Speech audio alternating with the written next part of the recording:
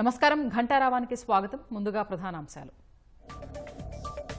నూతన సంకల్పం లక్ష్యాలతో 2026లోకి వెళ్దామన్న ప్రధాని. టెక్నాలజీ ఆవిష్కరణల్ని అందిపుచ్చుకోవాలని పిలుపు.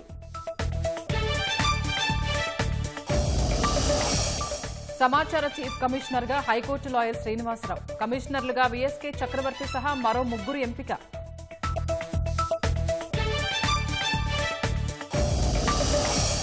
ప్రజలపై విద్యుత్ ఛార్జీల భారం తగ్గించడమే లక్ష్యం. వైసీపీ చేసిన తప్పులు సరిచేస్తున్నామన్న గొట్టిపాటి.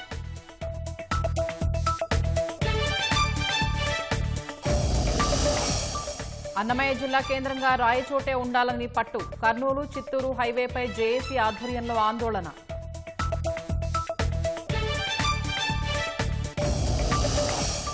ఆర్టీఏ నరేగాను మోదీ సర్కారు బలహీనపరిచిందన్న ఖర్గే. ప్రజల హక్కుల్ని ఎన్డీఏ అణిచివేస్తోందని ఆరోపణ.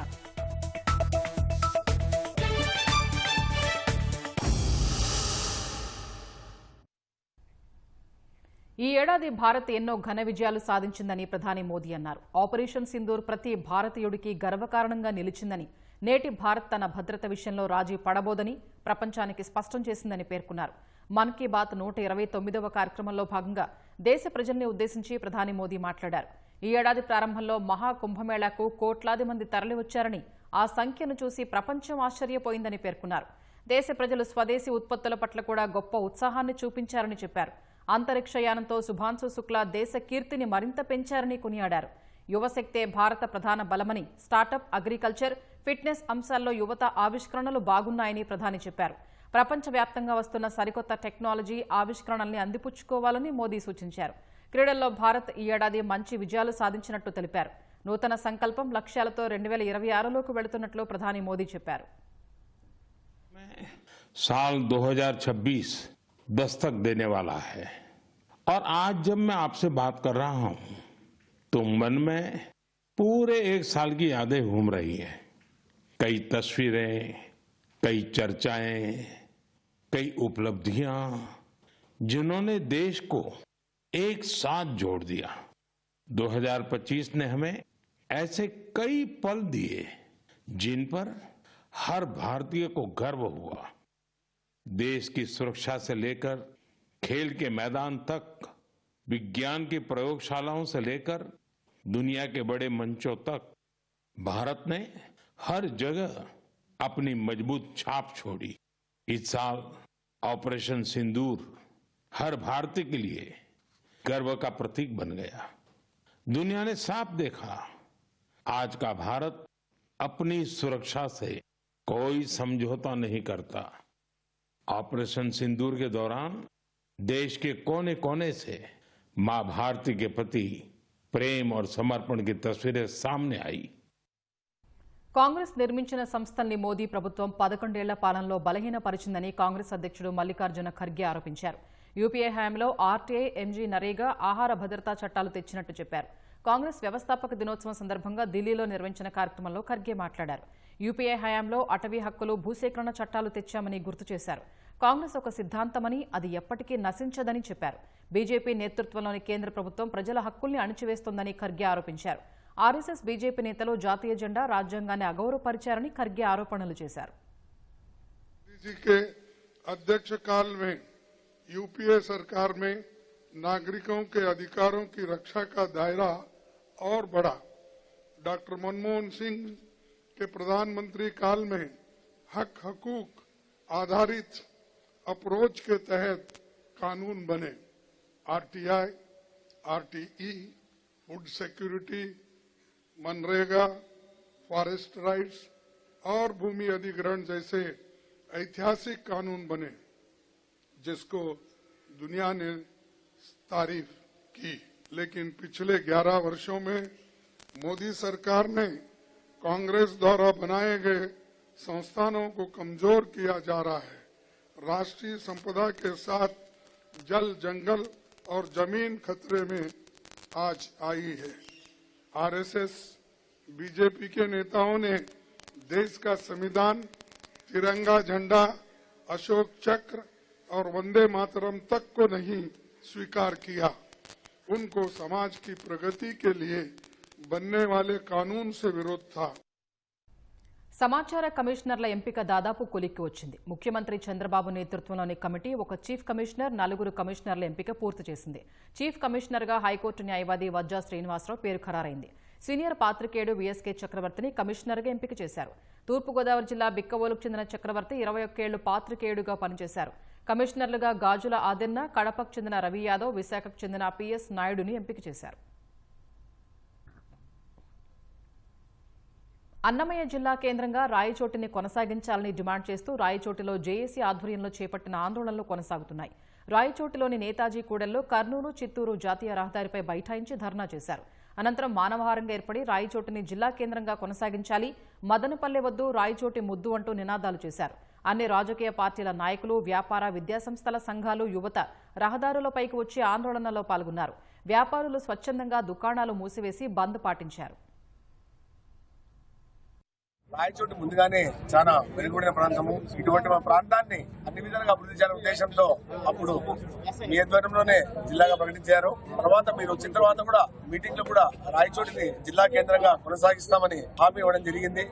అటువంటి రాయచోటిని ఈ రోజు మండపం ఒక సైడ్, కాళ్ళు ఒక సైడ్, చేతులు ఒక సైడ్ నరికి విసిరేస్తున్నారు. ఇది సరైన పద్ధతి కాదు. ఇప్పుడు అన్నమయ్య జిల్లా మీరే కొనసాగించినారు. రాయచోటి ప్రజల అభిప్రాయం మేరకు మీరు అన్నమయ్య జిల్లాని కొనసాగించి ఇక్కడ పూర్తి ఇన్ఫ్రాస్ట్రక్చర్, కలెక్టర్ ఆఫీస్ కానీ, ఎస్పీ ఆఫీస్ కానీ, కలెక్టర్ ఆఫీస్ కూడా 60 ఎకరాలు కొత్తగా కట్టడానికి కేటాయించినారు. ఇంత ఇన్ఫ్రాస్ట్రక్చర్ డెవలప్ చేసి మా అందరి మన్నలు పొందినారు. అటువంటి ప్లేస్ లో ఇప్పుడు మీరు కొత్తగా డెసిషన్ తీసుకొని 3 జిల్లాలు చేసే, జిల్లాని 3 నియోజకవర్గాలు కలిపితే కూడా మేము దానికి కూడా ఒప్పుకున్నాము. ఇప్పుడు ఆ 3 కాన్స్టిట్యూషన్లు కూడా సపరేట్ గా డివైడ్ చేస్తే రాయచోటి ప్రజలు జీర్ణించుకోలేకపోతారు.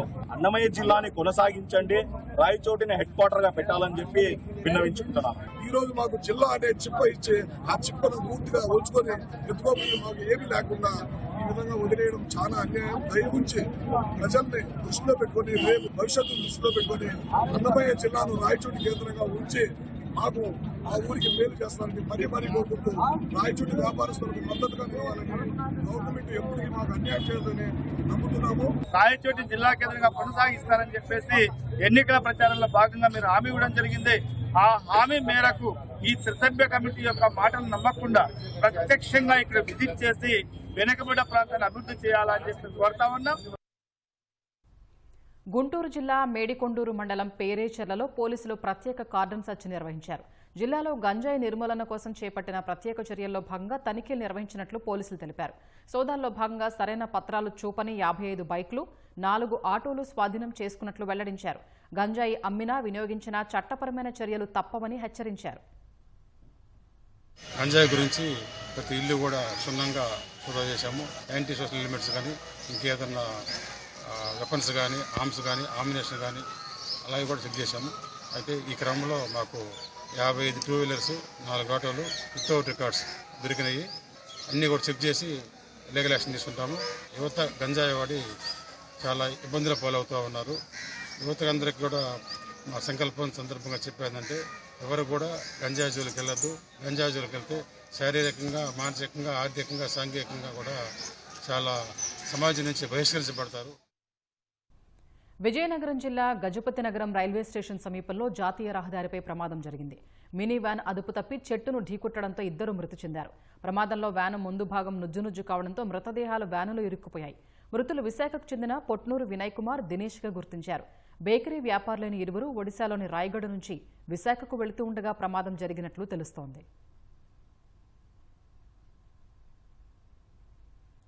పల్నాడు జిల్లా అచ్చంపేట మండలం తాడువాయిలో కుక్కల దాడిలో సుమారు 24 గొర్రెలు మృతి చెందాయి.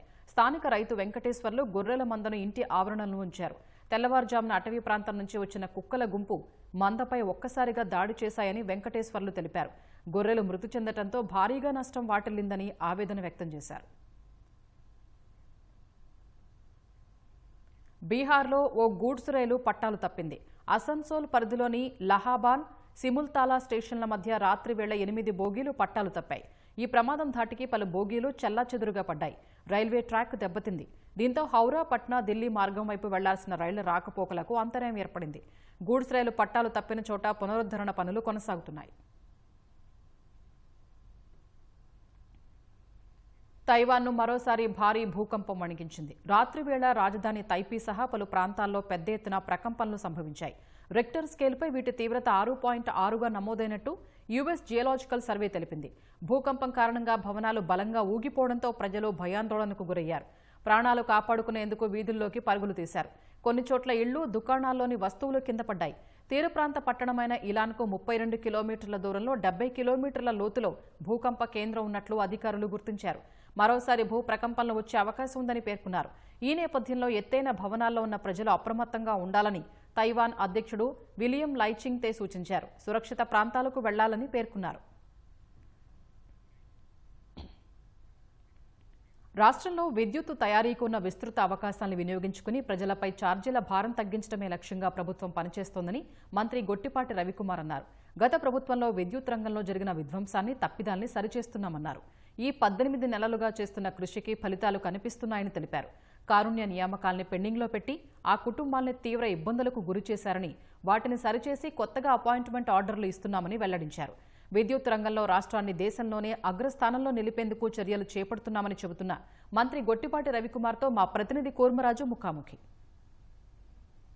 రాష్ట్రంలో విద్యుత్ సంస్కరణలకి మొట్టమొదటిగా విశాఖపట్నం, అలాగే ఆంధ్రప్రదేశ్ విద్యుత్ సంస్కరణలకి పెట్టింది పేరుగా ఉంది. అలాగే గత ప్రభుత్వ హయాంలో జరిగిన తప్పిదాలన్నింటినీ సరిదిద్దడం, అలాగే విద్యుత్ వినియోగదారులకు పడిన విద్యుత్ భారాన్ని తగ్గించడంలోనే విద్యుత్ శాఖ నిమగ్నమైంది. దానికి సంబంధించి తీసుకుంటున్న చర్యలు, అవి ఇస్తున్న ఫలితాలని మంత్రి గొట్టిపాటి రవికుమార్ గారు ప్రస్తుతం అంతా ఉన్నారు. రవికుమార్ గారు, మీరు చెప్పండి, ఇంతవరకు అంటే దాదాపు 18 నెలలు 19 నెలలు అయింది మీరు వచ్చిన తర్వాత మీరు తీసుకున్న చర్యల ఫలితాలు ఎట్లా ఉంటున్నాయి? 14 to 19 మన ప్రభుత్వం, తెలుగుదేశం ప్రభుత్వం దిగిపోయే నాటికి మిగులు విద్యుత్ తోటి దిగిపోయింది. తర్వాత కాలంలో ప్రభుత్వాలు మారినాయి. వచ్చిన తర్వాత ఏ విధంగా జరిగిందో, విద్యుత్ సంస్థ ఏ విధంగా సర్వనాశనం చేశారో మీ అందరికీ తెలియదు కాదు. 9 సార్లు విద్యుత్ ఛార్జీలు పెంచడం, పీపీఎల్ రద్దు చేసి ఉన్న వ్యాపారస్తుల్ని తరిమికొట్టి భయప్రాంతాలు చేసి తరిమికొట్టడం, ఇవన్నీ జరిగిన విషయాల్ని రాష్ట్రం అంతా కూడా ప్రజలందరికీ తెలుసు. అప్పటి నుంచి మనం ఒక విద్యుత్ వ్యవస్థల్ని గాలిలో పెట్టాలనే దశగా ముఖ్యమంత్రి ఆదేశాల మేరకు పనిచేస్తా ఉన్నాం. దాని ఫలితాలు ఇప్పుడే వస్తున్నాయి. చాలా పెద్ద ఎత్తున రాయలసీమ జిల్లాలకి పీపీఎల్ ద్వారా చాలా పెద్ద ఎత్తున విద్యుత్ సంస్థలు, తద్వారా ఉద్యోగాలు వస్తాయి, ట్యాక్సులు వస్తాయి, పవర్ జనరేషన్ పెరిగిపోయింది. చాలా పెద్ద ఎత్తున జరుగుతున్నాయి రాయలసీమ జిల్లాలో. వైజాగ్ లో జరిగిన కార్యక్రమంలో కూడా చాలా పెద్ద ఎత్తున విద్యుత్ క్లీన్ ఎనర్జీలో ఎంఓయూలు కాగితం మీదే కాకుండా గ్రౌండ్ లెవెల్లో కూడా పనిచేసే దశగా ఈ ప్రభుత్వం పనిచేస్తుంది. అదే కాకుండా పవర్ పర్చేజెస్ ఎబ్బెడదెబ్బెడగా విపరీతంగా పవర్ బయట నుంచి కొన్నారు. దాన్ని మొత్తం కంట్రోల్ చేశాము. ఎఫ్పీపీఏ ఛార్జెస్లో 13 పైసలు విద్యుత్ భారం ప్రజల మీద తగ్గించాం. అది కాకుండా చాలా సంస్కరణలు గత ప్రభుత్వం, కేంద్ర ప్రభుత్వం కలిసి పనిచేసి ప్రజలకు అందించాల్సిన ఫలాలన్నిటి కూడా అందకుండా చేస్తే ఈ ప్రభుత్వం వచ్చిన తర్వాత ముఖ్యమంత్రి నారా చంద్రబాబు నాయుడు గారు, కేంద్ర ప్రభుత్వం మోడీ గారితో మాట్లాడి సూర్య గారి ద్వారా 20 లక్షల మంది వినియోగదారులకి, ఎవరైతే మన ఇంటి మీద ఫ్లైట్ ద్వారా కరెంటు తయారు చేసుకుని ఉత్పత్తి చేసుకొని పెట్టుకోవచ్చు, అది చాలా పెద్ద ఎత్తున 20 లక్షల కనెక్షన్లు పెట్టుకునే అవకాశం ఇచ్చారు. ఆ దశగా ఈపీడీఎస్ఎస్లో బ్రహ్మాండంగా పని జరుగుతుంది. ఇంకా చేయాల్సిన పని చాలా ఉంది, చేస్తున్నాం. ఎఫ్పీపీఏ ఛార్జెస్కి సంబంధించి 13 పైసలు తగ్గించారు. భవిష్యత్తులో అంటే ఎఫ్పీపీఏ 1, 2, 3 అనేసి వరుసగా వేసుకుంటూ వెళ్తున్నారు. వీటిలో ఏమైనా ఏ రకమైన మార్పులు చేయబోతున్నారు? ఏమైనా ఆ మార్పులు వినియోగదారుల మీద ఇంకా భారం తగ్గే అవకాశం ఉందా? ఈ ప్రభుత్వ ఉద్దేశం, ముఖ్యమంత్రి గారు చెప్పింది ఏంటంటే, మొదటి నుంచి మనం ప్రజల మీద భారం తగ్గించాలి. పవర్ బిల్స్ పెంచకూడదు. గత ప్రభుత్వం 9 సార్లు పెంచింది. మనం ఇప్పుడు 18 నెలలు ₹1 కానీ ఒక్కసారి కూడా పవర్ బిల్ టచ్ చేయాల. గత ప్రభుత్వం చేసిన కోట్లాది రూపాయల అప్పులు ఈ ప్రజల మీద పడినాయి. దాన్నింటిని కూడా సరి చేసుకుంటే ఇవాళ 13 పైసలు తగ్గించాం. ఇంకా పెద్ద ఎత్తున 40 పైసలు ఎఫ్పీఏ ఛార్జెస్ పడతాయి. అన్ని కూడా తగ్గించాలనే దిశగా పనిచేస్తున్నాం. ఈ తగ్గించాలంటే ఏం చేయాలంటే, మన పవర్ని బయట పవర్ కొనకుండా మనం పవర్ తయారు చేసుకోవాలి. మనకున్న సిస్టమ్స్లో పవర్ తయారు చేసుకొని ఇంకా ఎక్కువగా మన ప్రజలకు అందించేదానికి మనం ప్రయత్నం చేయాలి. ఆ ప్రయత్నం చేస్తూ ఉన్నాం. మనకి ఫారెస్ట్ ఏరియాలో ఎస్సీ ఎస్టీలు ఉంటే దానికి వాళ్ళకి ఇప్పుడు పవర్ లేదు. ఇప్పుడు దాకా పవర్ లేదు. 75 సంవత్సరాల జీవితంలో ఇప్పుడు దాకా కరెంట్ లేకపోతే వాళ్ళకి దాదాపు ₹1,30,00,000 ఖర్చు పెట్టేసి పవర్ అందించడం చేశాం. సిపిడిఎస్ఎల్ అయితే, మన శ్రీశైలం ఫారెస్ట్లో అయితే పవర్ అందదు. పవర్ వేయడానికి లైన్స్ కూడా టైగర్ రిజర్వ్ ఒప్పుపోతే 650 మంది పవర్ ఇచ్చాం. ఇట్లా ఎక్కడ అవకాశం ఉన్నా సరే ఫస్ట్ పవర్ ఇవ్వాలి, అందరికీ ఇళ్ళకి కరెంట్ ఇవ్వాలి. 2 క్లీన్ ఎనర్జీ ఇవ్వాలి. ఇది ఎక్కడ పొల్యూషన్ లేకుండా, కార్బన్ లేకుండా, బొగ్గుతో కాకుండా క్లీన్ ఎనర్జీ పవర్ ఇవ్వాలి. ఆ దశగా పనిచేస్తున్నాం. వీటన్నిటి పనిచేస్తే రాబోయే రోజుల్లో పవర్ ₹1 కూడా పెంచం, 5 పైసలు కూడా పవర్ పెంచం. ఇంకా పవర్ తగ్గించి ప్రజలకు నాణ్యమైన పవర్ ఇవ్వటమే ఈ ప్రభుత్వ దశగా పనిచేస్తుంది. కారుణ్య నియామకాల్లో మీ శాఖ ఒక కొత్త ఒరవడిని సృష్టించింది. ఇవి మొత్తం పూర్తి చేయడానికి మీకు ఇంకా ఎంత టైం పడుతుంది? అంటే ఇప్పుడు చాలామంది మా ఉద్యోగస్తులు 24 గంటలు పనిచేస్తూ ఉంటారు కష్టపడి.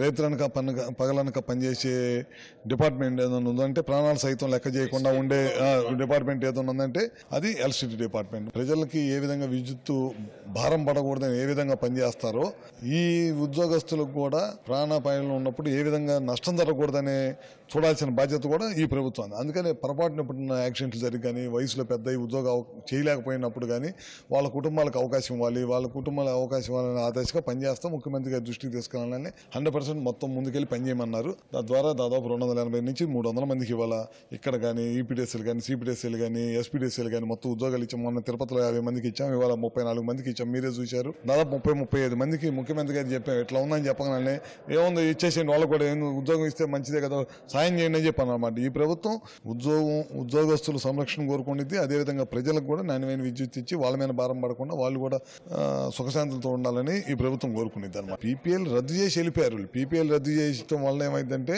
మళ్ళీ గ్రీన్ ఎనర్జీ వాళ్ళు మొత్తం పారిపోతే మళ్ళీ ముఖ్యమంత్రి గారి మీద నమ్మకంతో ఈ ప్రభుత్వం మీకు అండగా ఉండిద్దని నమ్మకం ఇచ్చిన తర్వాత మళ్ళీ వ్యాపారస్తులందరూ వచ్చి ఈ ప్రాంతంలో మళ్ళీ మనకున్న అవకాశం, మనకి విండ్, సోలార్కి, పిఎస్పీలు, బ్యాటరీ స్టోరేజ్ ఇవన్నీ చాలా చాలా పెడుతున్నాం మనం. ఇందాక మీరు అన్నారు కరెంటు తగ్గించడానికి ఏం తీసుకుంటున్నాను, ఇవన్నీ కార్యక్రమాలు తీసుకోబట్టే రాబోయే రోజుల్లో పవర్ తగ్గించే అవకాశం ఉంది. ఇది మంత్రి గొట్టిపాటి రవికుమార్ గారి మనోగతం. కెమెరా సురేష్ కుమార్తో కూర్మరాజు, ఈటీవీ న్యూస్, విశాఖపట్నం. తూర్పుగోదావరి జిల్లా రంగంపేట మండలం వడిసలేరులో రాష్ట్ర స్థాయి ఎడ్లబండ్ల పోటీలు, గుర్రం పోటీలు ఉత్సాహభరిత వాతావరణంలో మొదలయ్యాయి. గత 7 ఏళ్లుగా పోటీలను వస్తున్న గన్ని భాస్కరరావు ఆధ్వర్యంలో ఈసారి పోటీలు ఘనంగా ప్రారంభమయ్యాయి. మంత్రి కందుల దుర్గేష్ పోటీల్ని ప్రారంభించారు. పోటీల సందర్భంగా మంత్రి దుర్గేష్ గుర్రంపై రావడం ఆకర్షణగా నిలిచింది. ఎడ్లబండ్ల పోటీల విజేతలకు బైక్లు, గుర్రం పరుగు పందెం పోటీల విజేతలకు నగదును బహుమతులుగా ఇవ్వనున్నట్లు నిర్వాహకులు తెలిపారు.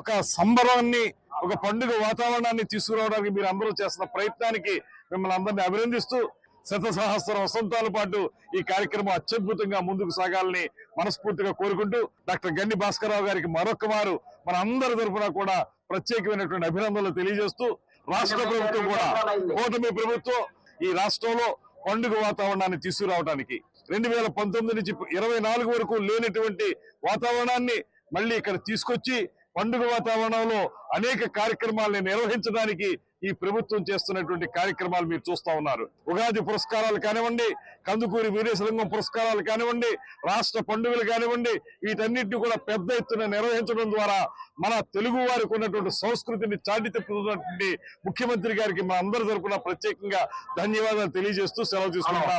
గత 7 సంవత్సరాలుగా నిరోధకంగా ప్రతి సంవత్సరం పండుగ ముందు పండుగ వాతావరణం కల్పిస్తూ ఈ కార్యక్రమం చేస్తున్న నాన్నగారి పేరుని గని సత్యనారాయణ పేరుని చేస్తాం. ఇతోతమైన జనం ఈ సంవత్సరం గుర్రాలు కూడా యాడ్ చేసాం. మన సంస్కృతిని, మన సంప్రదాయాన్ని, మనం ఉన్న అలవాట్లని మర్చిపోకూడదని చెప్పి చిన్నపిల్లలకు మనకి పాలు వస్తుంటే విజయ డైరీ నుంచి వచ్చిందా, లేకపోతే విశాఖ డైరీ నుంచి వచ్చిందా, లేకపోతే అమూల్ నుంచి వచ్చిందా తప్ప పాలు కూడా ఎక్కడి నుంచి వచ్చుకుంటూ తెలియదు. అందువల్ల ఈ మనకున్న వృక్ష సంపదని, పశు సంపదని, మన అన్నీ కూడా మనకి తెలియజెప్తే నెక్స్ట్ జనానికి ఇది కంటిన్యూ అవుద్ది. అలా కాకుండా మనం మాట్లాడి కూర్చుంటే ఈ టీవీ ప్రోగ్రాంలు ఏం చూపిస్తే అదే అవుతుంది తప్ప మనకున్న రియాలిటీ తెలీదు. అందుకే ఈ ప్రోగ్రాం పెట్టాం. విద్యా ప్రమాణాలు మెరుగుపరిచేందుకు నెల్లూరు జిల్లాలోని విక్రమసింహపురి యూనివర్సిటీ అంతర్జాతీయ సంస్థలైన ఏపీయూఎన్ఏ, ఐజీఓల మధ్య ఒప్పందం కుదుర్చుకుంది. ఈ ఒప్పందం వల్ల అంతర్జాతీయ ప్రమాణాలతో విద్య, పరిశోధన, శిక్షణ అవకాశాలు మెరుగుపడతాయని యూనివర్సిటీ వీసీ అల్లం శ్రీనివాసరావు తెలిపారు. విద్యార్థుల్లో గ్లోబల్ అవగాహన, నాయకత్వ లక్షణాలు పెంపొందించడమే ఒప్పందం ప్రధాన ఉద్దేశమని చెప్పారు. యూనివర్సిటీలో ఒక ఇంటర్నేషనల్ మెమొరాండం ఆఫ్ అండర్స్టాండింగ్ ప్రక్రియ చేస్తున్నాము. ఇది ఇంటర్నేషనల్ లెవెల్లో జరిగే ఒక అవగాహన ఒప్పందం. ఫైనాన్షియల్ అసిస్టెన్స్ కిరణ్ సూపర్ యూనివర్సిటీకి minister of earth science sponsor చేయడం జరిగింది. దానిలో భాగంగా మాకు ఇక్కడ రీసెర్చ్ ల్యాబొరేటరీస్ ఫెసిలిటీస్ డెవలప్ చేయడం, నెక్స్ట్ ఇక్కడ మా దగ్గర చేరుతున్న ఎంఎస్సీ విద్యార్థులకు కెపాసిటీ బిల్డింగ్ ప్రోగ్రామ్ కింద కూడా ఫైనాన్షియల్ అసిస్టెన్స్ ఉంది. ఈ ఇంటర్నేషనల్ ఎంఓయూలో 24 డిఫరెంట్ సబ్జెక్ట్ ఏరియాస్ ఉన్నాయి. ఆ డిఫరెంట్ సబ్జెక్ట్ ఏరియాస్లో మేము మా దగ్గర ఉన్న ఫ్యాకల్టీ ఎక్స్పర్టైజ్ను మ్యాచ్ చేసేసుకొని ఈ ఎంఓయూ ద్వారా knowledge sharing and capacity building అనేది మెయిన్ థీమ్గా పెట్టుకుని ముందుకెళ్ళదలుచుకున్నాము. బాపట్లలో రాష్ట్ర యోగా అసోసియేషన్ ఆధ్వర్యంలో జాతీయ యోగాసన పోటీలు ప్రారంభమయ్యాయి. ఈ పోటీలు 3 రోజుల పాటు జరగనున్నాయి. కార్యక్రమానికి 27 రాష్ట్రాల నుంచి 370 మంది క్రీడాకారులు హాజరయ్యారు.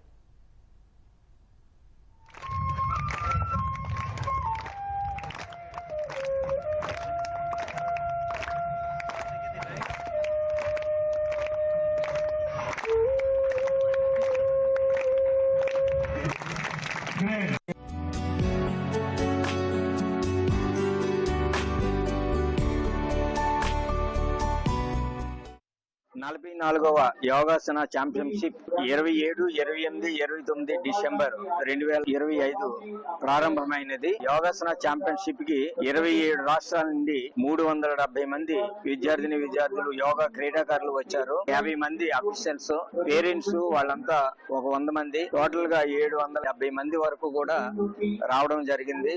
8 సంవత్సరాల నుండి 60 సంవత్సరాలు పైబడిన వారు అందరూ కూడా ఈ యోగాసన ఛాంపియన్షిప్ లో పాల్గొంటారు. మొత్తం 16 గ్రూపులు ఉంటాయి. మెన్ అండ్ ఉమెన్ కూడా పాల్గొంటారు.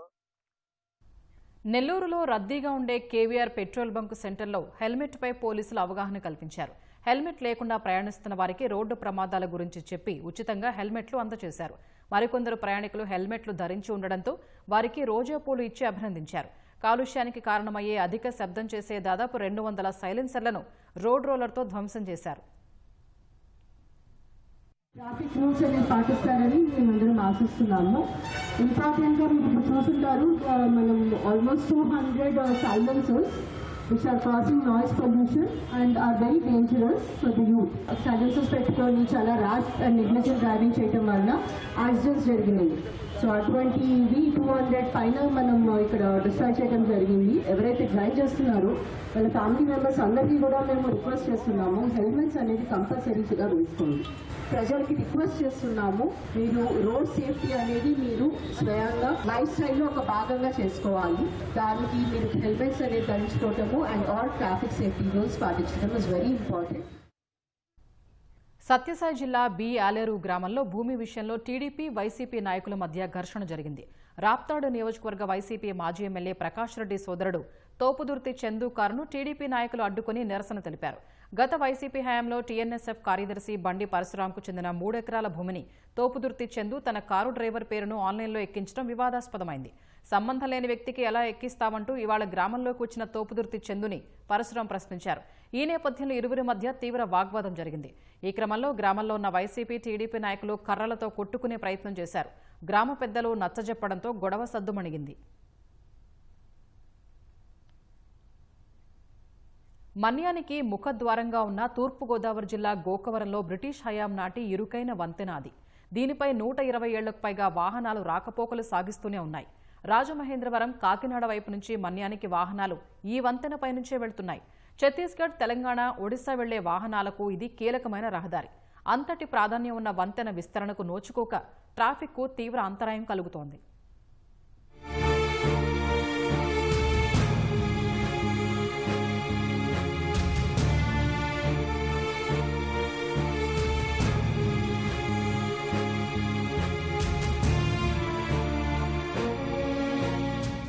ఏజెన్సీ ముఖద్వారమైన గోకవరంలోని ఠాణా సెంటర్ ఇరుకు వంతెన ఇది. నిత్యం ట్రాఫిక్ సమస్యలకు కారణమవుతోంది.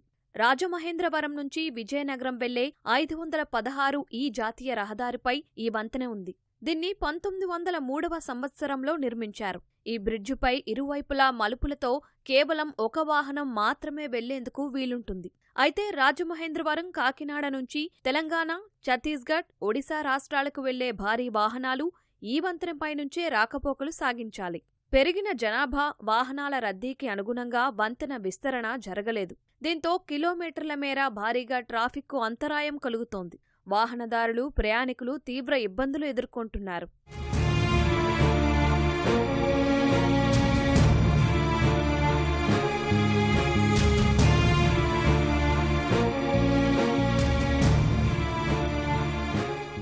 రెండేళ్ల క్రితం గోకవరం ఇరుకు వంతెన విస్తరణ కోసం 10 కోట్ల రూపాయల నిధులను కేంద్రం కేటాయించింది. వంతెన నిర్మాణ పనులకు గత ప్రభుత్వంలో శంకుస్థాపన సైతం జరిగింది. ఇంకేముంది, వంతెన నిర్మాణ పనులు ప్రారంభమయ్యాయని అంతా ఆనందించారు. కానీ భూసేకరణ విషయంలో నిర్లక్ష్యంతో కొంతమంది కోర్టును ఆశ్రయించారు. దీంతో వంతెన నిర్మాణ పనులు ముందుకు సాగలేదు. ఎక్కడైనా ప్రజాప్రతినిధులు, అధికారులు స్పందించి ఇరుకు వంతెన సమస్యను తీర్చాలని స్థానికులు కోరుతున్నారు. ఇరుకు వంతెన వల్ల ప్రయాణికులు చాలా ఇబ్బంది పడుతున్నారు. ప్రతిరోజు కూడా అనేక వేల వాహనాలు ఇక్కడ వస్తుంటే వెళ్తూ ఉంటాయండి. ట్రాఫిక్ ఆగిందంటే సుమారుగా గంట 2 గంటల వల్ల ట్రాఫిక్ అలా ఆగిపోతుంది. ప్రభుత్వం తక్షణ చర్యలు తీసుకుని బ్రిడ్జి వేయాలని చెప్పేసి మాకు గ్రామస్తుల తరపున మనవి చేసుకుంటున్నాం. ఇరుకు వంతెన కాబట్టి ఇప్పుడు ట్రాఫిక్ జామ్ అయినా సరే కనీసం మనిషి నడిచి వెళ్ళలేని పరిస్థితిలో మరి ఈ వంతెన అయితే ఉంది. ప్రభుత్వం తొందరగా స్పందించి వంతెన వెడల్పు చేయడం కానీ, లేదంటే ఈ వంతెన తీసి పెద్ద వంతెన కట్టి ప్రజలకి రాకపోకలకి ఇబ్బంది లేకుండా చేస్తారని మనస్ఫూర్తిగా కోరుకుంటున్నాం. వంతెన దాటడానికి చాలా ఇబ్బంది పడుతున్నాం. అయితే పోయిన సంవత్సరం మరి ఇక్కడ శిలాపలకం వేయడం జరిగింది. ఇదే శిలాపలకం అండి. మరి ఇసుక ఎందుకు తోలారో, తోలిన ఇసుక మరి ఎందుకు తీసుకుపోయారో తెలియదు. జరిగే పనులు ఎందుకు ఆగిపోయినాయో తెలియదు. దయచేసి నాయకులు, అధికారులు దీన్ని దృష్టిలో పెట్టుకొని మా సమస్యను తీరుతారని, త్వరలోనే ఈ పనులు ప్రారంభించాలని మరీ వినయపూర్వకంగా కోరి ప్రార్థిస్తున్నామండి. ట్రాఫిక్ ఇబ్బంది, ఒక సైడ్ వెళ్తే రెండో సైడ్ వెళ్ళలేని పరిస్థితి. 1907లో స్థాపించిన ఈ వంతెన ఇప్పుడు వచ్చి ఈ వంతెన ఇబ్బందులు, బాధలు, సబ్బందులు అన్ని పడేది మేమే. ఇరుకు వంతెనపై నిత్యం వేలాది వాహనాలు రాకపోకలు సాగిస్తుంటాయని, దీనివల్ల ప్రతిరోజు 2 నుంచి 3 గంటల వరకు ట్రాఫిక్ స్తంభిస్తోందని స్థానికులు వాపోతున్నారు. కూటమి ప్రభుత్వం తక్షణమే వంతెన విస్తరణను పూర్తి చేయాలని కోరుతున్నారు. నా చిన్నతనం నుంచి చూస్తున్నాను, ఈ బ్రిడ్జి ఇలాగే ఉండిపోయింది. ఇంకా శిథిల వ్యవస్థకు వచ్చేసింది. గత ఎన్నికల ముందు ఇసుక అన్ని తోడి పెద్ద గొయ్యి కూడా తీసేశారు కాలువలోని. అది ఇంకా మొదలెట్టలేదు. 1 గంట 2 గంటలు ట్రాఫిక్ చాలా విపరీతమైన జామ్ అయిపోతుంది. కొత్త వంతెని నిర్మించాలని కోరుకుంటున్నాం. ఈ బ్రిడ్జి సమస్య ఏంటంటే ఇక్కడ నిత్యం ట్రాఫిక్ జామ్. బ్రిడ్జి దాటి అవతలకెళ్లాలన్నా ట్రాఫిక్ జామ్ లో ఇరుక్కుపోతున్నాం. ఏదైనా అత్యవసరంగా 108 గట్ట ఉన్నా సరే వాళ్ళు కూడా ఇబ్బంది పడాల్సి వస్తుంది. ఇక్కడ మొత్తం బ్రిడ్జిలన్నీ వేస్తున్నారు, కానీ పురాతనమైన బ్రిటిష్ కాలం నాటి బ్రిడ్జి ఇప్పటికొచ్చి వేయడం లేదు. దీనివల్ల ప్రజలందరూ కూడా నిత్యం ఇబ్బంది పడుతూ ఉన్నారు. రోజు 4-3 సార్లు ట్రాఫిక్ జామ్ అయిపోతాం. ప్రజలను ఇబ్బంది పెడుతూ, ప్రయాణికులు ఇబ్బంది పెడుతూ. కాబట్టి ప్రభుత్వం వారు ఈ బ్రిడ్జిని త్వరితగతిని పూర్తి చేసి నేను ప్రార్థించున్నాను. తిరుమల శ్రీవారి ఆలయంలో 10 రోజుల పాటు సాగనున్న వైకుంఠ ద్వార దర్శనానికి టీటీడీ విస్తృత ఏర్పాట్లు చేసింది. సామాన్యులకు పెద్దపీట వేస్తూ 2,400 మంది పోలీసులు, 1,100 మంది టీటీడీ విజిలెన్స్ సిబ్బందితో భద్రతా చర్యలు చేపట్టింది. ఏఐ ఇంటిగ్రేటెడ్ కమాండ్ కంట్రోల్ ద్వారా ప్రతి 2 గంటలకోసారి రద్దీపై సమాచారం ఇచ్చేలా ప్రణాళిక చేశారు. టోకెన్లు ఉన్న వారికి 2 గంటల్లోనే దర్శన భాగ్యం కల్పిస్తామని, సామాజిక మాధ్యమాల్లో వస్తున్న అవాస్తవ ప్రచారాల్ని నమ్మొద్దంటున్న టీటీడీ ఈవో అనిల్ కుమార్ సింఘాల్తో మా ప్రతినిధి నారాయణప్ప ముఖాముఖిని ఇప్పుడు చూద్దాం. కలియుగ వైకుంఠనాథుడు తిరుమల వెంకటేశ్వర స్వామిని సాధారణ రోజుల్లో దర్శించుకోవడానికి వేల మంది భక్తులు తరలివస్తారు. అలాంటిది అత్యంత పర్వదినమైన ఏకాదశి రోజు వైకుంఠ ద్వార దర్శనం కోసం తిరుమలకు వచ్చే భక్తుల సంఖ్య మరింత అధికంగా ఉంటుంది. ఈ ఏడాది గతంలో జరిగిన సంఘటనలను దృష్టిలో ఉంచుకొని తిరుమల తిరుపతి దేవస్థానం అత్యంత పటిష్టమైన ఏర్పాట్లు చేస్తుంది. టోకెన్ లేకపోతే తిరుమలకు అనుమతించరని ఇప్పటికే సామాజిక మాధ్యమాల్లో కావచ్చు, వేరే ప్రాంతాల్లో ప్రచారంలో ఉంది. ఈ అంశాలపై చర్చించడానికి మనతో తిరుమల తిరుపతి దేవస్థానం చేసిన ఏర్పాట్లను వివరించడానికి తిరుమల తిరుపతి దేవస్థానం కార్యనిర్వహణాధికారి అనిల్ కుమార్ సింఘాల్ ఉన్నారు. వారిని అడిగి మనం చేస్తున్నాం. సార్, ఇప్పటికే ఏకాదశికి సంబంధించి తొలి 3 రోజుల పాటు దాదాపు 1,70,000 టికెట్లు లక్కీ డిపో ద్వారా కేటాయించారు. వారికి ఎలాంటి ఏర్పాట్లు చేశారు? లక్కీ డిపో టికెట్లు పొందిన భక్తులు స్వామివారిని దర్శించుకోవడానికి, వైకుంఠ ద్వార దర్శనానికి తిరుమలకు వస్తే ఎలాంటి ఏర్పాట్లు చేశారు? ఓం నమో వెంకటేశాయ. టీటీడీ బోర్డు వైకుంఠ ఏకాదశి పర్వదినాలు 10 రోజుల పాటు ఉత్సవాలు సెలబ్రేట్ చేసుకోవాలని నిర్ణయం తీసుకున్నప్పుడు గత సంవత్సరం అనుభవాల దృష్ట్యా ఈ సంవత్సరం టోకెన్ జారీ విధానం ఏ విధంగా ఉండాలని దాని మీద భక్తులు అందరితో కూడా ఫీడ్బ్యాక్ తీసుకొని కొన్ని కీలకమైన నిర్ణయాలు తీసుకోవడం జరిగింది. ఫిజికల్ టోకన్స్ బదులు ఆన్లైన్ విధానంలో టోకెన్ జారీ చేస్తే బాగుంటుందని చెప్పేసి భక్తులందరూ కూడా సలహాలు, సూచనలు ఇవ్వడం జరిగింది. అయితే 10 రోజుల పాటు కూడా ఆన్లైన్ టోకెన్ విధానం ప్రవేశపెడితే గ్రామీణ ప్రాంతాల నుంచి మారుమూల ప్రాంతాల నుంచి వచ్చేటువంటి భక్తులు వాళ్ళకి ఇబ్బంది కలుగుతున్న ఉద్దేశంతో 3 రోజులు మాత్రమే ఆన్లైన్ టోకెన్ విధానం ప్రవేశపెట్టి మిగతా 7 రోజులు సామాన్య భక్తులకి సర్వదర్శనం పద్ధతిలో దర్శనం కల్పించాలని నిర్ణయం తీసుకోవడం జరిగింది. ఈ 3 రోజులు కూడా ఫస్ట్ కమ్ ఫస్ట్ సర్వ్డ్లో ఆన్లైన్లో కోటా రిలీజ్ చేసుకొని టోకెన్ జారీ చేస్తే ఎవరికైతే ఎక్కువ ఇంటర్నెట్ స్పీడు ఎక్కువ ప్రాక్టీస్ ఉందో అటువంటి వాళ్ళకి మాత్రం 2-3 నిమిషాల్లోనే కోటా అయిపోతుంది కాబట్టి వాళ్ళకి మాత్రం అవకాశం దొరుకుతున్న ఉద్దేశంతో 5 రోజుల పాటు రిజిస్ట్రేషన్ విధానం ప్రవేశపెడితే అందరికీ అవకాశం ఇచ్చినట్టు ఉంటుందనే ఉద్దేశంతో 5 రోజులు వాళ్ళకి రిజిస్ట్రేషన్ అవకాశం కల్పించి ఈ 5 రోజుల్లో 23,80,000 మంది ఉన్నటువంటి 1,89,000 టోకన్ల కోసం అప్లై చేస్తే 5 రోజుల తర్వాత లక్కీ డిప్ విధానంలో 1,89,000 టోకన్లు మనం జారీ చేయడం జరిగింది. వస్తున్నటువంటి భక్తుల కోసము అన్నప్రసాదాలు ఇవన్నీ కూడా చాలా పకడ్బందీ ఏర్పాటుతో మనం ముందుకు వెళ్తా ఉన్నాం. ఇంటగ్రేటెడ్ కమాండ్ కంట్రోల్ సెంటర్లో ఎప్పటికే అప్పుడు సిచ్యువేషన్ని కూడా మానిటరింగ్ చేసుకుంటూ రియల్ టైంలో ఎంతమంది భక్తులు ఏ కంపార్ట్మెంట్లో వేచి ఉన్నారు, ఏ క్యూ లైన్లో వేచి ఉన్నారు అవంతా కూడా మానిటరింగ్ చేసుకుంటూ ఎవరికి అయితే ఈ 3 రోజుల్లో 1,89,000 మందికి మనం టోకన్లు కేటాయించాం వారందరికీ కూడా స్వామివారి దర్శనం అదేవిధంగా వైకుంఠ ద్వార దర్శనం ఏర్పాటు చేయడానికి అన్ని ప్రకారంగా ఏర్పాటు పూర్తయింది. అంటే సార్ ఇప్పుడు మనకు ఇప్పటి వరకు సాంప్రదాయ ప్రకారం అందరూ దర్శనానికి వచ్చేవాళ్ళు. ఇప్పుడు లక్కీ డిప్ ద్వారా మనం టోకెన్లు కేటాయించాం, దర్శన టోకెన్లు. కానీ ఇంకా ఈ మారిన విధానాన్ని అర్థం చేసుకోలేకనో లేకపోతే సమాచార లోపంతోనో భక్తులు వచ్చేందుకు అవకాశం ఉంటుందన్న అభిప్రాయం ఉంది. అట్లాంటి వారిని తిరుమలకు అనుమతించారని ప్రచారం జరుగుతుంది. అది ఎంతవరకు వాస్తవం అంటారు, ఏంటి?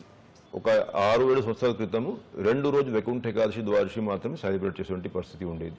గత 3 సంవత్సరాల నుంచి తిరుపతిలో టోకన్ జారీ చేసే విధానం ప్రవేశపెట్టారు. అయితే ఫస్ట్ టైము 22 డిసెంబర్లో ఎప్పుడైతే తిరుపతిలో టోకన్ జారీ చేసే విధానం ప్రవేశపెట్టారో అప్పుడు కూడా సేమ్ ఇష్యూ వచ్చింది. అంటే చాలా మందికి టోకన్లు అందవు, టోకన్లు అందినా కూడా 4th 5th డే టోకన్ అందుతాయి. అటువంటి భక్తులు వెయిట్ చేస్తారా చేయరా, వెయిట్ చేయకుండా డైరెక్ట్గా తిరుమలపైకి వచ్చేస్తే అటువంటి భక్తుల పరిస్థితి ఏముంటుంది, లా అండ్ ఆర్డర్ పరిస్థితి ఏ విధంగా మానిటరింగ్ చేసుకోవాలా.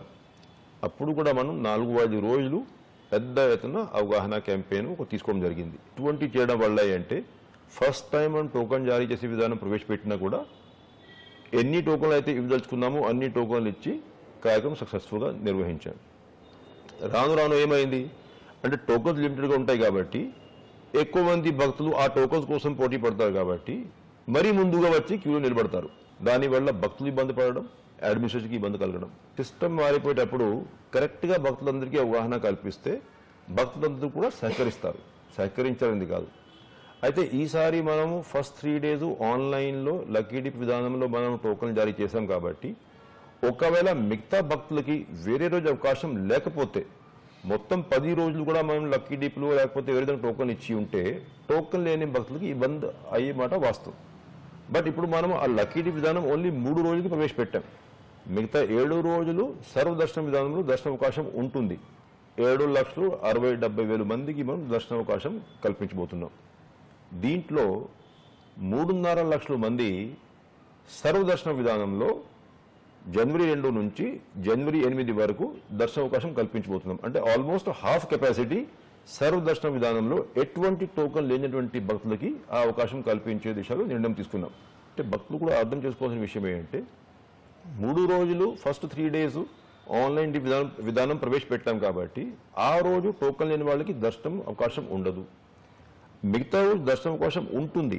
అయితే దీనికోసం కూడా భక్తులకి ఫెసిలిటీ కల్పించాలనే ఉద్దేశంతో ఏంటంటే రియల్ టైం అప్డేట్స్, అంటే ఏ సమయంలో ఎంతమంది భక్తులు సర్వదర్శనం కోసం కంపార్ట్మెంట్స్లో క్యూ లైన్స్లో వేచి ఉన్నారు, సర్వదర్శనానికి ఎన్ని గంటల సమయం పడుతూ ఉంది, అది electronic media, print media, social media, SVBC, WhatsApp groups, app ద్వారా తెలియజేసుకున్నప్పుడు అంటే భక్తులకి ప్లానింగ్లో అంటే ట్రావెల్ ఏ రోజు వాళ్ళు ఈవెన్ ఇన్ దిస్ 7 days కూడా ఎప్పుడు వస్తే బాగుంటుంది అనేది తెలియచేయడానికి ప్లానింగ్ చేసుకోవడానికి ఈ రియల్ టైం అప్డేట్స్ చాలా ఉపయోగపడతాయి.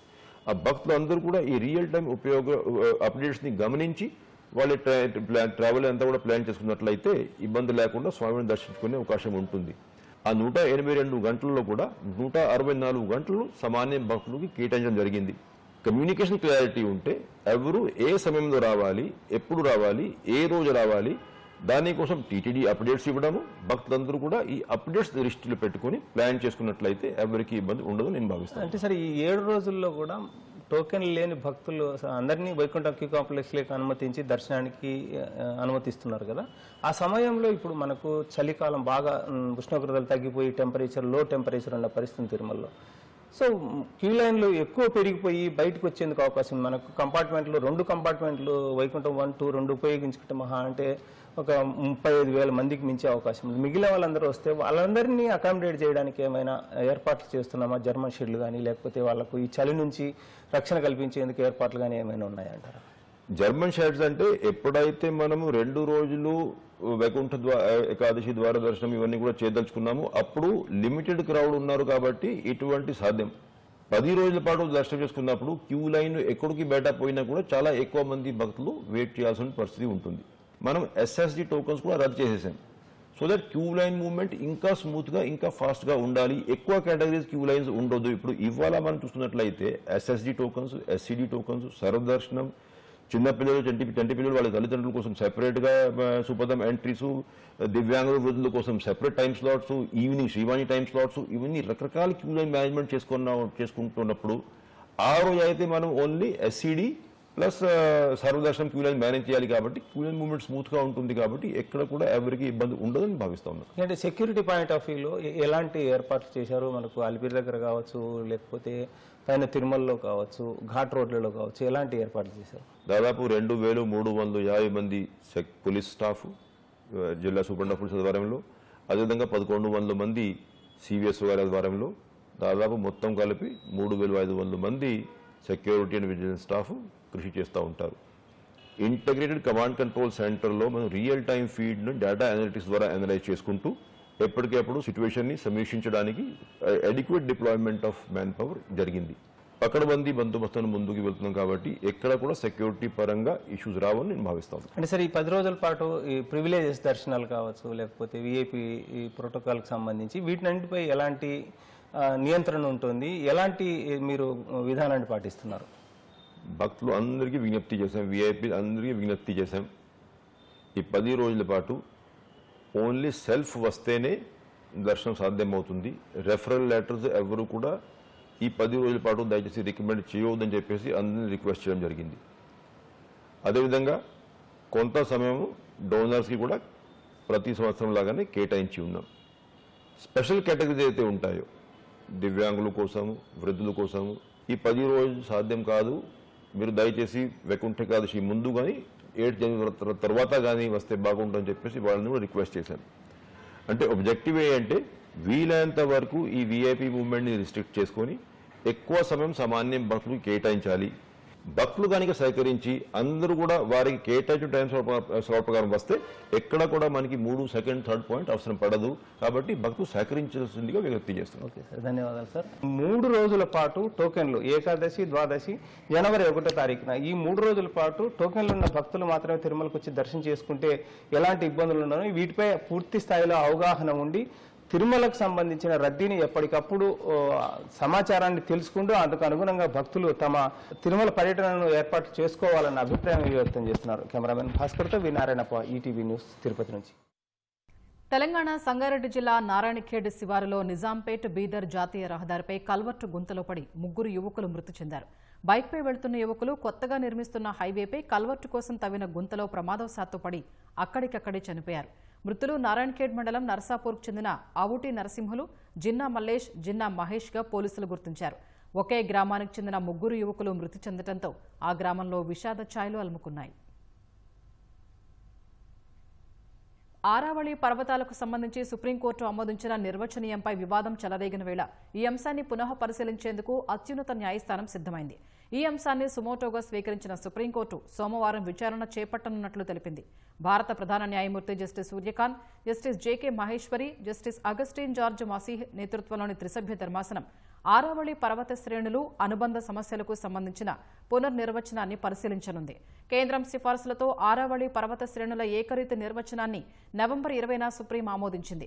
100 మీటర్లు లేదా అంతకంటే ఎక్కువ ఎత్తులో ఉన్న భూస్వరూపాన్ని పర్వతమని, ఒకదానికొకటి 500 మీటర్ల లోపు 2 లేదా ఎక్కువ పర్వతాల సమాహారాన్ని ఆరావళి శ్రేణిగా కేంద్రం నియమించిన కమిటీ సిఫారసు చేసింది. ఈ అంశంపై కాంగ్రెస్ ఇతర విపక్షాలు, స్వచ్ఛంద సంస్థలు, పర్యావరణ ప్రేమికులు పెద్ద ఎత్తున నిరసనలు చేశారు. ఆరావళిలో మైనింగ్ చేస్తే థాయిడారి ఉత్తర భారతదేశంలో చాలా వరకు విస్తరిస్తుందని, వాయు కాలుష్యం మరింత తీవ్రమవుతుందని ఆందోళన వ్యక్తం చేశారు.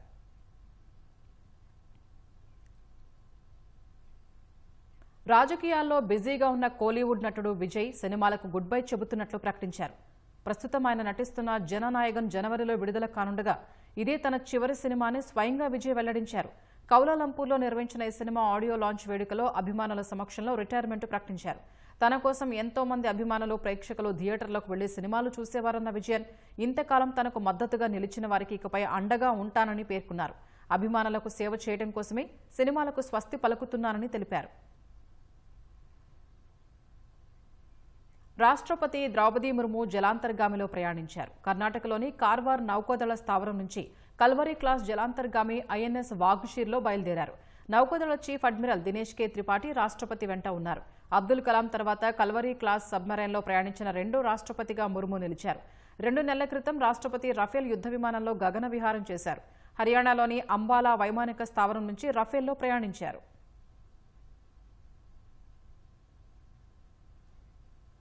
ప్రకృతి అందాలకు నెలవైన అల్లూరు జిల్లా పర్యాటకంగా విశేష గుర్తింపు పొందింది. అల్లూరి మన్యం కొండ కోణంలో ఎన్నో సుందరమైన ప్రకృతి దృశ్యాలు దాగి ఉన్నాయి. అందులో మత్స్యగుండం ఒకటి. కొండపైన శివాలయం, దిగువన ప్రవహించే మత్స్యగుండం ఓ అద్భుత దృశ్యం. ఎంతో చారిత్రక వైభవం కలిగిన ఈ ప్రకృతి దృశ్యాలను వీక్షించేందుకు పర్యాటకులు పెద్ద ఎత్తున తరలివస్తున్నారు. మరింత సమాచారం మా ప్రతినిధి శివ అందిస్తారు. పర్యాటకుల స్వర్గధామం కొత్తపల్లి జలపాతం. ఇది అల్లూరు జిల్లా జీమాడుగుల మండలంలో ఉన్నటువంటి కొత్తపల్లి జలపాతం దినదిన అభివృద్ధి చెందింది. గత 13 ఏళ్లుగా ఈ యొక్క ఎప్పుడూ రెగ్యులర్ గా ప్రవహిస్తూ ఈ యొక్క పర్యాటకులకి ఎంతో విశేషంగా ఆనందాన్ని మిగులుస్తుంది. ఇక్కడ మనం చూసింది 4 స్టెప్పులుగా కింద వరకు ఉండడం వల్ల ఇది 365 రోజులు కూడా నిత్యం ప్రవహిస్తూనే ఉంటుంది. పర్యాటకులు నిత్యం కేరింతలు కొడుతూ వారి యొక్క ఫోటోలు, వీడియోలు వాళ్ళ యొక్క సామాజిక మాధ్యమంలో బంధించుకుంటూ అందరికీ కూడా నలుగురికి పంచుతున్నారు. ఇటువంటిది ఏజెన్సీలో ఇదే ప్రధాని. ఇప్పటి వరకు కూడా ఒక్క ప్రమాదం జరగలేదంటే కొత్తపల్లి జలపాతం యొక్క విశిష్టత ఎంతో తెలుసుకోవచ్చు. ఫ్యామిలీతో టూర్ గా వచ్చాము మేము. వనజంగి ఫారెస్ట్, అలాగే కొత్తపల్లి వాటర్ ఫాల్స్ అవి చూడటానికి వచ్చాము. ఏజెన్సీలో చాలా సుందరంగా తీర్చిదిద్దారు. ఈ కొత్తపల్లి వాటర్ ఫాల్స్ చాలా ఏ రకమైన ప్రమాదం లేకుండా చాలా చక్కగా తీర్చిదిద్దారు. ఇది ఎంతో సుందరంగా ఉంది, మనసుకు చాలా ఆహ్లాదకరంగా ఉంది. ఇవాళ ఏజెన్సీలో చూడటానికి చాలా ఇంకా సుందరమైన ప్రదేశాలు చాలా ఉన్నాయి. అందులో ఈ 2 కూడా చాలా చక్కగా చేశారు. నమస్తే అండి. కొత్తపల్లి వాటర్ ఫాల్స్ మాకు చాలా ఆహ్లాదకరంగా అనిపించింది. యాక్చువల్గా ఈ వాటర్ ఫాల్స్ చూస్తుంటే మాకు చాలా డిఫరెంట్ ఫీల్ అవుతుంది. అంటే మా side Godavari side water fall ఉంది, కానీ మరి ఇంత రాక్ స్ట్రక్చర్గా ఇంత వాటర్ ఫ్లో మేము అంత ఎక్కడ చూడలేదు. సో ఈ వాటర్ ఫాల్ ఏంటంటే మాకు ఎంతో మెమోరీస్ని సోషల్ మీడియాలో షేర్ చేసుకోవడానికి చాలా బాగుంటుంది. చాలా మంది కూడా అందరూ వచ్చి ఈ యొక్క వాటర్ ఫాల్ని వీక్షించి అందరూ ఆనందిస్తారని చెప్పి కోరుతున్నాం. మా ఫ్యామిలీతో వచ్చాము, వాళ్ళు కూడా చాలా ఎంజాయ్ చేశారు. ఇక్కడ సెక్యూరిటీ కూడా చాలా బాగుంది, అంత సేఫ్టీ అంతా పాటిస్తున్నారు. సో మెయింటెనెన్స్ కూడా చాలా నీట్గా ఉంది. ఇక్కడ అందరూ కూడా వచ్చి ఈ యొక్క ఆనందిస్తారని చెప్పి అనుకుంటున్నాం. వ్యూ చాలా బాగుంది. రాక్ నుంచి వాటర్ వే సూపర్ ఉంది. బ్యాక్గ్రౌండ్ కట్ట సూపర్ ఉంది. అందరికీ నమస్కారం. మేము కాకినాడ జిల్లా వాసులం. ఒక 13 మంది వరకు ఇలాగా అల్లూరి సీతారామరాజు జిల్లాలో ఉన్న కొత్తపల్లి వాటర్ ఫాల్స్ కి వచ్చామండి. ఇక్కడ చూడడానికి మొత్తం అంతా చాలా ఆహ్లాదకరంగా ఉంది. వాటర్ ఫాల్స్ అనే మనకు ఒక 4 స్టెప్పుల కింద 1, 2, 3, 4 స్టెప్పులను పెట్టారండి. ఇక్కడ వాతావరణం అంతా చాలా ఆహ్లాదకరంగా ఉంది. మీరు అందరికీ చాలా హాయిగా ఉందండి.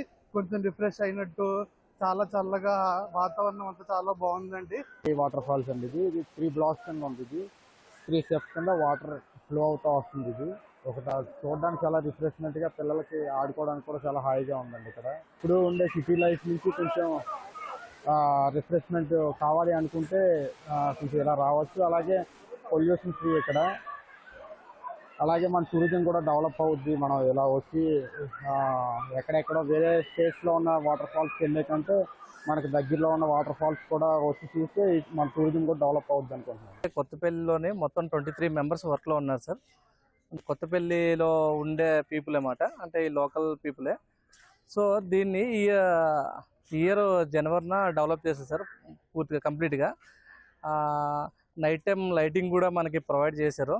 సో వీకెండ్స్ మేమైతే ఇక్కడ 7 వరకు టూరిస్ట్ని అలౌ చేస్తున్నాం. అది కూడా 6:30కి మనం టికెట్స్ తీసుకొని 7 వరకు లైటింగ్స్ గట్టా మొత్తం వ్యూ అది నైట్ వ్యూ ఎంజాయ్ చేసేలాగా ఇలాగా డెవలప్ చేసేసారు ఐటీడీఏ నుంచి. ప్రతి బ్లాక్లో 2 ఉంటారు సార్. వాళ్ళు వాలంటీర్గా వాళ్ళు బ్లాక్ మెంబర్స్గా ఎవ్రీడే అక్కడ వచ్చే వాళ్ళని టూరిస్ట్ని గైడ్ చేస్తూ ఎక్కడ ఎలాంటి స్లిప్పరీ ఏరియాస్ ఉన్నా ఏమున్నా సరే ముందుగా వాళ్ళకి ఇన్స్ట్రక్ట్ చేస్తూ వాళ్ళని టూరిస్టులు ఎటువంటి ఎనీ డ్యామేజ్ కానీ ఏమి జరగకుండా ఇక్కడ ఎప్పటికప్పుడు చూసుకుంటాం సార్. 15 ఏళ్లుగా ఈ కొత్తపల్లి ఉన్నటువంటి గ్రామస్తులందరూ కూడా దీన్ని పర్యవేక్షిస్తూ ఐటీడీఏ సహకారంతో ఎంతో ముందుకు సాగుతున్నారు. ఇటువంటి కొత్తపల్లి జలపాతాన్ని ప్రకృతి రమణీయమైనటువంటి దృశ్యాన్ని వీక్షించేందుకు పర్యాటకులు పోటీ ఎత్తుతున్నారు. అల్లూరు సీతారామరాజు జిల్లా పాడేరు నుంచి శివ, ఈటీవీ న్యూస్. హైదరాబాద్ ఎన్టీఆర్ స్టేడియంలో జరుగుతున్న పుస్తక ప్రదర్శన చివరి అంకానికి చేరుకుంది. ఈ నెల 19న మొదలైన బుక్ ఫేర్ రేపటితో ముగియనుంది. వయసుతో సంబంధం లేకుండా చిన్న పెద్ద అంతా తరలి రావడంతో సందడి నెలకొంది. విద్యార్థులు తమకు నచ్చిన పుస్తకాల్ని కొనుగోలు చేస్తున్నారు. ఒకే ప్రాంతంలో అన్ని భాషల పుస్తకాలు లభ్యమవడంతో పుస్తక ప్రియులు సంతోషం వ్యక్తం చేస్తున్నారు. హైదరాబాద్ బుక్ ఫేర్ కి పుస్తక ప్రియుల నుంచి మంచి స్పందన వస్తోంది. పుస్తక ప్రదర్శనను సందర్శించిన ప్రతి ఒక్కరూ ఒక్కో పుస్తకాన్నైనా కొనుగోలు చేస్తున్నారని నిర్వాహకులు చెబుతున్నారు. బుక్ ఫేర్ కు రోజు వేలల్లో వచ్చిన సందర్శకులు క్రిస్మస్ ఆ తర్వాతి రోజు సుమారు 3 లక్షల మంది వచ్చినట్లు నిర్వాహకులు వెల్లడించారు. పుస్తక ప్రదర్శనశాలకు ఇచ్చేసిన అనేక మంది ప్రధాన ద్వారం వద్ద సెల్ఫీలు దిగుతూ ఆనందంగా తిరిగి వెళ్తున్నారు. ఈ నెల 19న మొదలైన పుస్తక ప్రదర్శన రేపటితో ముగియనుండడంతో సందర్శకులు ఇవాళ రేపు భారీగా తరలివచ్చే అవకాశం ఉందని నిర్వాహకులు చెబుతున్నారు. ఆదివారం తర్వాత చాలా ఎక్కువ సంఖ్యలో పుస్తక అభిమానులు హైదరాబాద్ బుక్ ఫేర్ ని సందర్శించారు. ఈ 2 రోజుల్లోనే 3 లక్షలకు పైగా పుస్తక ప్రేమికులు సందర్శించారని ఒక అంచనా. స్కూళ్ల నుంచి కూడా విపరీతంగా పిల్లలు వచ్చి చూస్తున్నారు, పుస్తకాల మధ్య తిరుగుతున్నారు. గత 2 రోజులుగా వచ్చినటువంటి స్పందనను చూస్తే ఇంకా ఎక్కువ స్పందన ఉంటుందని అనుకుంటున్నాం. బుక్ ఫేర్ లో ప్రత్యేకంగా ఫన్నీ కార్టూన్స్ స్టాల్ ఏర్పాటు చేయడంతో ప్రదర్శనశాలకు కొత్త కల వచ్చింది. నగరంలోని 20 మంది కార్టూనిస్టులు ప్రత్యేకంగా తమ కార్టూన్లకు సంబంధించిన పుస్తకాలతో స్టాల్ ను ఏర్పాటు చేశారు. ఆ ప్రదర్శనశాలను సందర్శించిన మాజీ గవర్నర్ బండారు దత్తాత్రేయ పుస్తక పఠనం అభ్యాసమైతే అది మనిషికి మానసిక ప్రశాంతతను ఇవ్వడమే కాకుండా గొప్ప మేధావిగా తీర్చిదిద్దుతుందని పేర్కొన్నారు. పుస్తక ప్రదర్శన అనేది విభిన్న అభిప్రాయాలు భావజాలాలకు వేదికగా నిలిచిందని సుప్రీంకోర్టు మాజీ న్యాయమూర్తి జస్టిస్ సుదర్శన్ రెడ్డి ప్రశంసించారు. గిరిజన సంస్కృతి జీవన విధానం తెలియజేసేలా ద్యావనపల్లి సత్యనారాయణ రాసిన గిరిజన క్షేత్రాలు జాతర పుస్తకాన్ని బుక్ ఫెయిర్ వేదికపై ఆవిష్కరించారు. నాగోబా, సమ్మక్క సారలమ్మ జాతర గొప్పతనాన్ని పుస్తకంలో క్షుణ్ణంగా వివరించినట్లు తెలిపారు. చిన్నారులు చేసిన జానపద నృత్యం, సాంస్కృతిక కళారూపాలు సందర్శకులను అమితంగా అలరించాయి.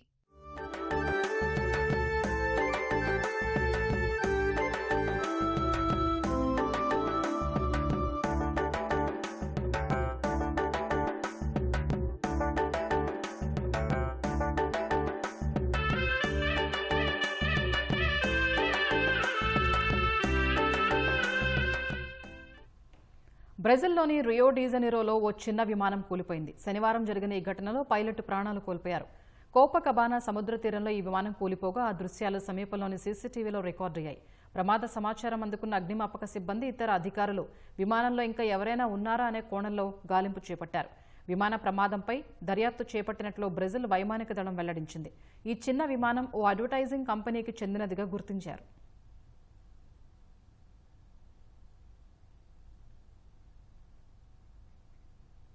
గ్వాంటమాలలో జరిగిన బస్సు ప్రమాదంలో 15 మంది ప్రాణాలు కోల్పోయారు. ఇంటర్ అమెరికన్ జాతీయ రహదారిపై కొండ ప్రాంతంలో వెళ్తున్న బస్సు అదుపు తప్పి పక్కనే ఉన్న లోయలో పడిందని అధికారులు తెలిపారు. గ్వాంటమాలా నుంచి టోటోనికాపన్ వెళుతూ ఉండగా ఈ ప్రమాదం జరిగిందని చెప్పారు. సమాచారం అందుకుని ఘటనా స్థలానికి చేరుకున్న అత్యవసర సహాయ బృందాలు 2 గంటల పాటు శ్రమించి గాయపడిన వారిని బయటకు తీసి సమీప ఆసుపత్రికి తరలించారు. ఈ ప్రమాదం పట్ల గ్వాంటమాలా అధ్యక్షుడు బెర్నార్డో విచారం వ్యక్తం చేశారు. బాధిత కుటుంబాలకు అండగా ఉంటామని చెప్పారు.